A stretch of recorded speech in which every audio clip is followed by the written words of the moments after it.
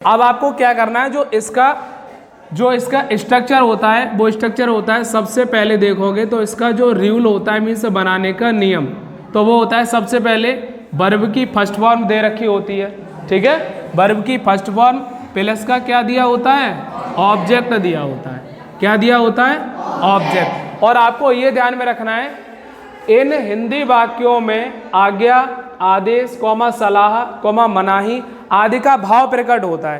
अब आपको ये ध्यान में रखना है, जो ये वाला स्ट्रक्चर है ना, ये वाला स्ट्रक्चर कब काम करेगा पता है?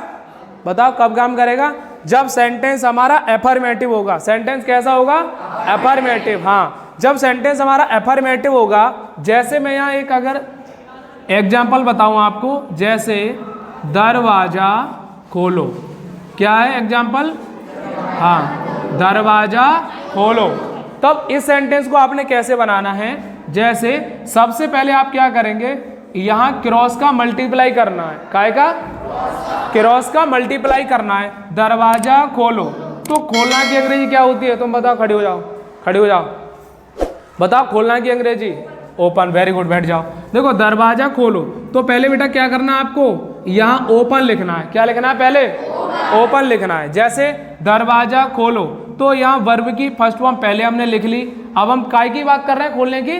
दरवाजा, तो पहले खोलो की अंग्रेजी ओपन, फिर आपको यहाँ लिखना है द, फिर क्या लिखना है? डोर। क्या लिखना है? दरवाजा खोलो, ओपन द डोर। अगर इसी सेंटेंस को मैं ऐसे लिखूं, जैसे कृपया, क्या लिखूं? हाँ, कृपया दरवाजा खोलो, कृपया दरवाजा खोलो। तब आपने क्या करना पता है? तब आपने क्या करना है, या कृपया की अंग्रेजी कहाँ पे लिखनी है? सबसे पहले। कृपया की अंग्रेजी आप चाहें तो सबसे पहले लिख सकते हैं या फिर सबसे बाद में, दो तरीके हैं। तो इस सेंटेंस को आप कैसे बनाएंगे? 1 नंबर और ये हो गया हमारा 2 नंबर। कृपया दरवाजा खोलो, तो सबसे पहले बेटा आपको क्या करना है? प्लीज लिखना है, ठीक है। प्लीज के बाद आप एक छोटा सा कॉमा नीचे लगाएंगे। यहां तक समझ में आ गया? कृपया दरवाजा खोलो, तो प्लीज, अब दरवाजा खोलो तो पहले खोलना की अंग्रेजी, उसके बाद दरवाजा की अंग्रेजी। तो प्लीज के बाद क्या लिखोगे यहाँ पे? ओपन, फिर क्या लिखोगे? The door. आपको ये ध्यान में रखना है, सबसे पहले आपको क्रिया की फर्स्ट फॉर्म लगानी है, देन उसके बाद आपको ऑब्जेक्ट लगाना है, ठीक है। ऐसा सेंटेंस तो बना लेंगे आप लोग। अच्छा, अगर इसी सेंटेंस को मैं नेगेटिव कर दूं, जैसे इसमें आज्ञा दिया गया और आदेश दिया गया, आज्ञा या आदेश दोनों का मतलब सेम एक ही होता है, ठीक है। जैसे अभी मैं आपसे बोलूं कि दरवाजा खोल दो, या फिर कृपया दरवाजा खोलो, या दरवाजा मत खोलो, तो वो नेगेटिव सेंटेंस है। अभी मैं कहूं खिड़की खोल दो या फिर पंखा चालू कर दो, तो ये सब कहाँ पे आने हैं? आज्ञा या आदेश में। हाँ, अब जब आपको कोई सलाह देगा, एडवाइस जब आपको देगा, तो आपको क्या करना है पता है? जैसे फिर आपको कैसे सेंटेंस देखने को मिलेंगे? जैसे हमेशा, हमेशा सच बोलो, हमेशा सच बोलो। देखो यहाँ हमेशा की जगह पे बेटा ऐसे भी हो सकता है, सदैव, सदैव या हमेशा सच बोलो। अब इस सेंटेंस में बताओ क्या दिया जा रहा है? कोई आज्ञा दी जा रही है, या आदेश, या फिर कोई सलाह दी जा रही है? बताओ, सलाह दी जा रही है। जैसे अभी मैं आपसे कहूं झूठ मत बोलो, तो इसमें भी सलाह है। अगर आपसे मैं बोलूं अपने से बड़ों का सम्मान करो, इसमें भी सलाह है। अगर मैं आपसे बोलूं हमेशा सच बोलो, इसमें भी क्या है? सलाह है। अगर मैं आपसे कहूं शराब मत पियो, इसमें भी क्या है? सलाह है। तो ऐसे सेंटेंस से हमें, अब इसको बनाना कैसे देखो, जैसे हमेशा सच बोलो, तब आपको बेटा ये ध्यान में रखना है, सदैव और हमेशा इन दोनों की अंग्रेजी हमें क्या लिखनी होगी? सबसे पहले ऑलवेज। क्या लिखना है? ऑलवेज रखना है। क्या रखना है? ऑलवेज। अब देखो हमेशा की और सदैव की अंग्रेजी हमने यहाँ लिख ली पहले, ठीक है। अब बचा क्या? सच बोलो। तो सच बोलना को अंग्रेजी में क्या बोलते हैं? Speak the truth. क्या बोलना है आपको? Speak the truth. Very good. तो ऑलवेज, फिर आपने लिखना है बेटा स्पीक, स्पीच नहीं, speak the truth, speak the truth. आपको क्या लिखना है पूरा? अब मिला के कैसे बोलोगे?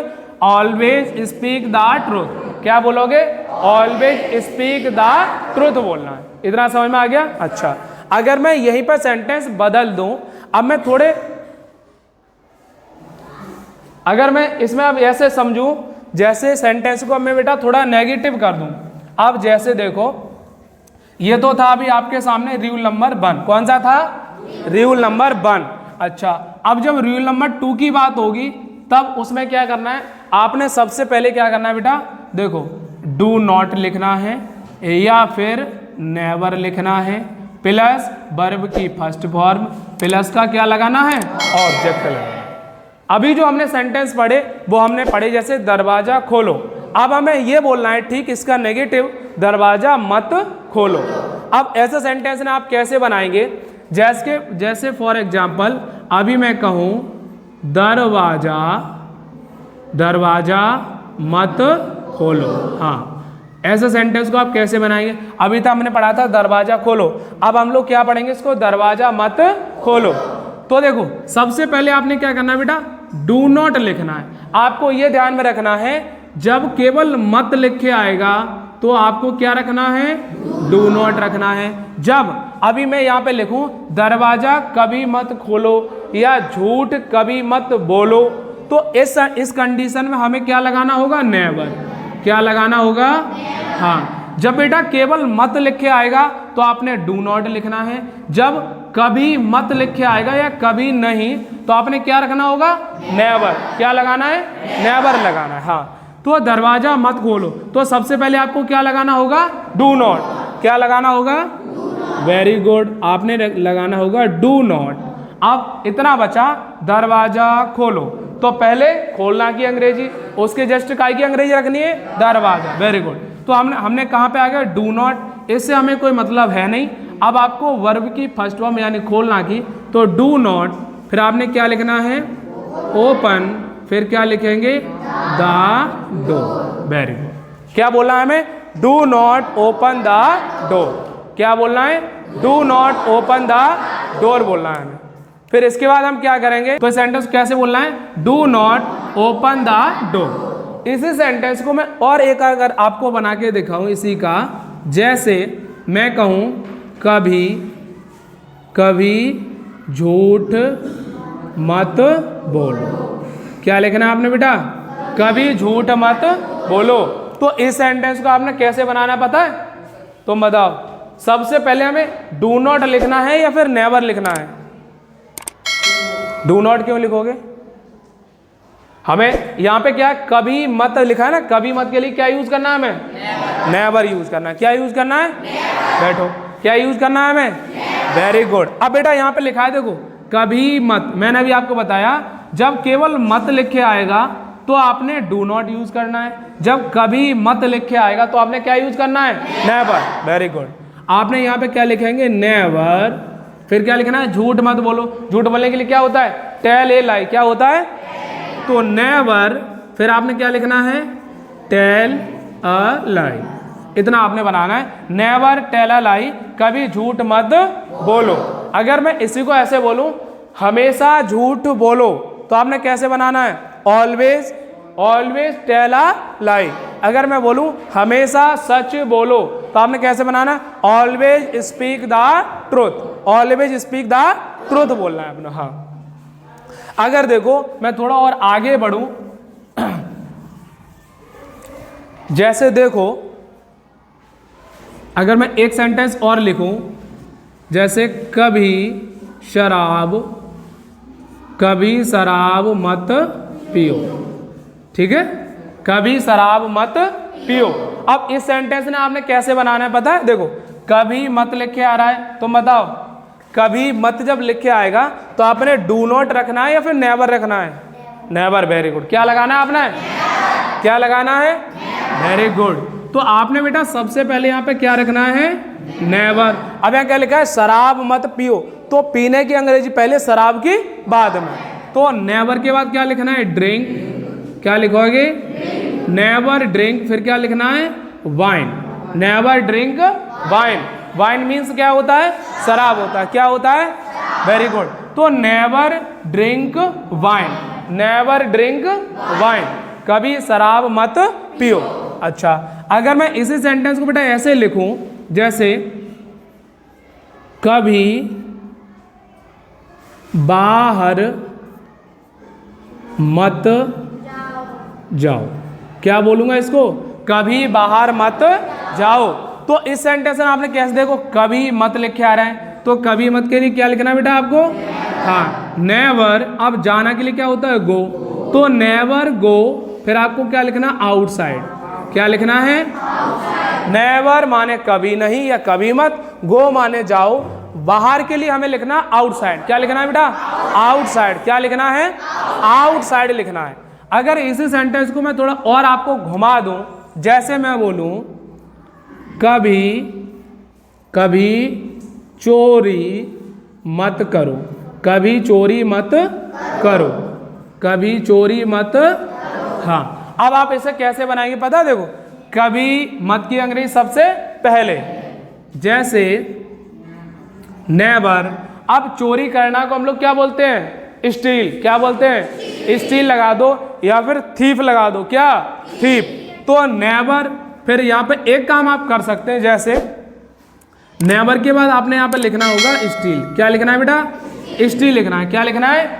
तो नेवर माने कभी मत और स्टील माने होता है चोरी करना या फिर चुराना। स्टील माने चोरी करना या फिर चुराना, तो नेवर स्टील। अगर अभी मैं ऐसा सेंटेंस को एक और तरीके से आपको बताऊं, तो जैसे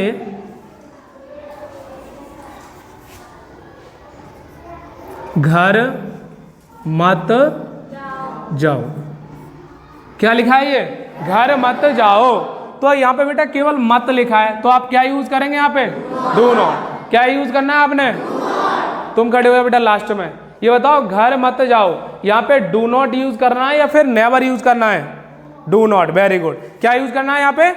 हाँ, तो देखो घर मत जाओ, तो यहाँ पे सबसे पहले आप क्या रखेंगे? Do not. क्या रखना है? Do not. अब जाना की अंग्रेजी क्या होती है? गो। क्या होती है? गो। तो डू नॉट, फिर आपने रखना है गो। अब कहाँ पे जाने की बात हो रही है? घर। घर एक जगह का नाम है, तो इससे पहले में टू का यूज करना है। हाँ, तो डू नॉट गो, फिर आपने लिखना है टू, फिर यहाँ पे क्या रखना है? हाँ, वेरी गुड। तो आपने क्या करना है? डू नॉट गो टू हाँ। क्या लगाना है? डू नॉट गो टू हाँ। अब देखो इसका अगला क्रम है, समझ में आ रहा है क्या सभी को? अब देखो इसका अगला क्रम है बेटा, जैसे अब देखो अभी हमने क्या क्या पढ़ा? आज्ञा, फिर उसके बाद आदेश, फिर उसके बाद सलाह, फिर उसके बाद क्या आता है? मनाही। जब जब हमें आज्ञा, आदेश, सलाह, मनाही आदि का भाव दिखेगा, तो हमें कैसे सेंटेंस है ये? Imperative sentence. कौन से हैं ये? इंपेरेटिव सेंटेंस, जिससे ये पता चलता है कि हमें जो सामने वाला ऑर्डर दे रहा है या सलाह दे रहा है या फिर हमसे किसी काम के लिए मना कर रहा है, तो ये सारे सेंटेंस कहाँ पे आते हैं? Imperative sentence. कहाँ पे आते हैं? Imperative sentence. इसका पहला स्ट्रक्चर क्या था? सबसे पहले वर्ब की फर्स्ट फॉर्म प्लस का ऑब्जेक्ट। ये फटाफट से नोट करो जल्दी से। फिर इसी का बेटा ठीक नेगेटिव होता है, सबसे पहले डू नॉट आपने रखना है या फिर नेवर रखना है, प्लस वी वर रखना है, प्लस का ऑब्जेक्ट। इन दोनों स्ट्रक्चर को नोट करो फटाफट से।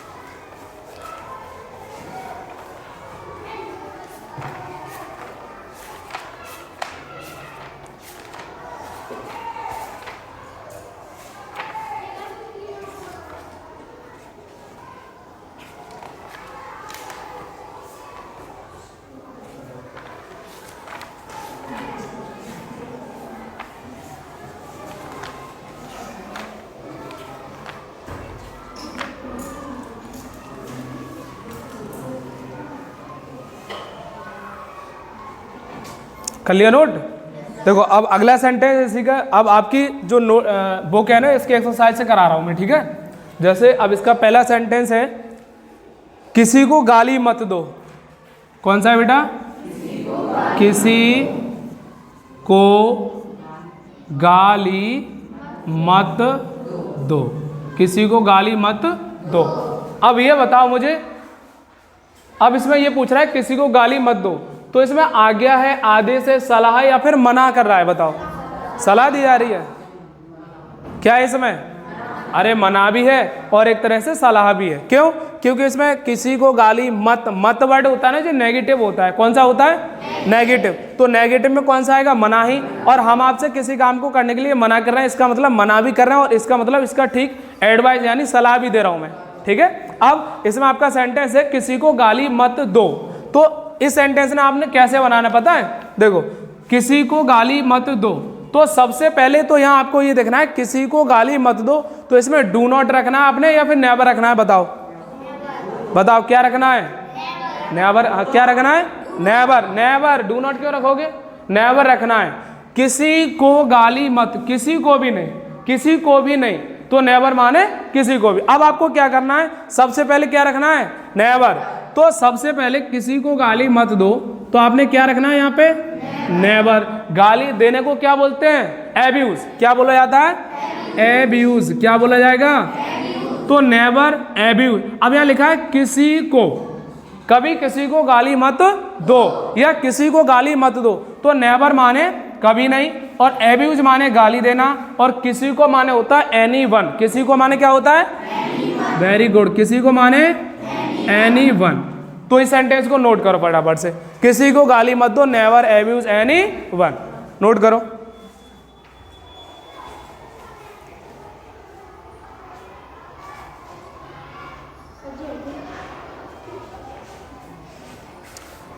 नोट कर लिया?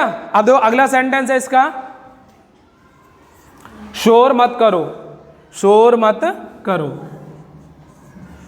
शोर मत करो, ये सेंटेंस आपको बनाना है। ठीक है। शोर मत करो, बनाओ जल्दी से फटाफट, लिखो और बना के दिखाओ। शोर मत करो। किसी को चीटिंग नहीं करना है एक बिल्कुल भी। ठीक है, बनाओ।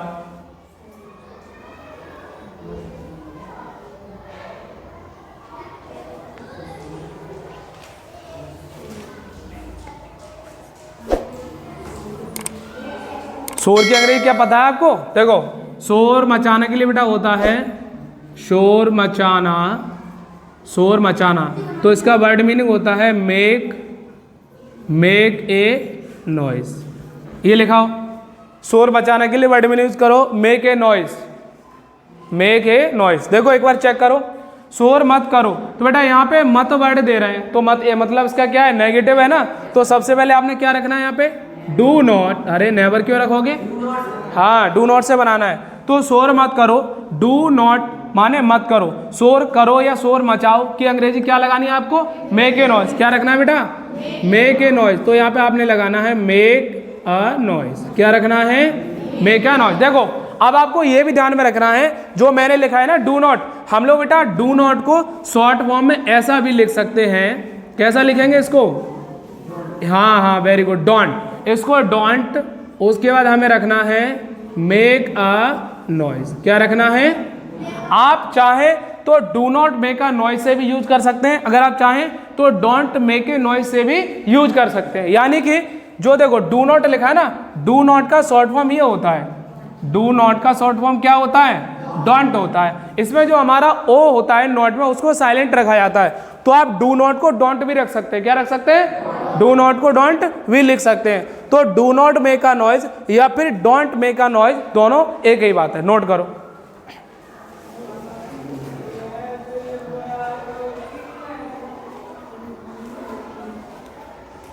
लिख लिया सबने?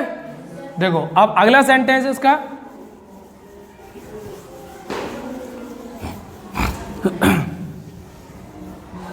तो बेटा इसका अगला सेंटेंस है आपका, सदैव बड़ों का कहना मानो। क्या अगला सेंटेंस? सदैव मीन्स क्या होता है? हमेशा। ठीक है, सदैव बड़ों का कहना मानो। कहना मानो। ठीक है, सदैव बड़ों का कहना मानो। इस सेंटेंस को बनाओ, सदैव बड़ों का कहना मानो। बनाओ जल्दी से। देखो कहना मानने के लिए बेटा होता है ओबे, OBE, ठीक है। ओबे माने क्या होता है?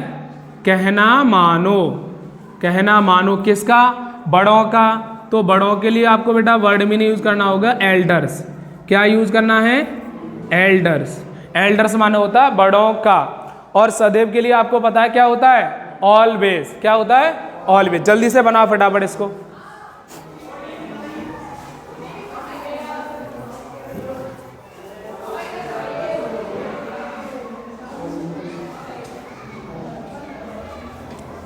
हेड राइटिंग थोड़ी अच्छी करो।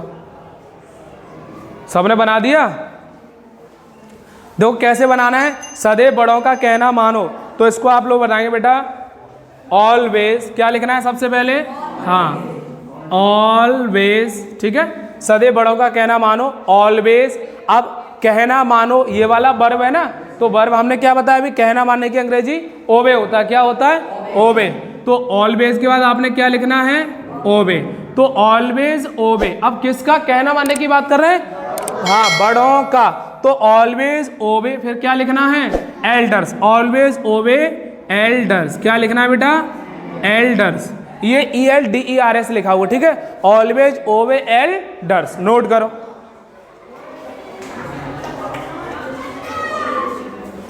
यहां पे देखो बेटा एक द ऐड कर लेना, ठीक है।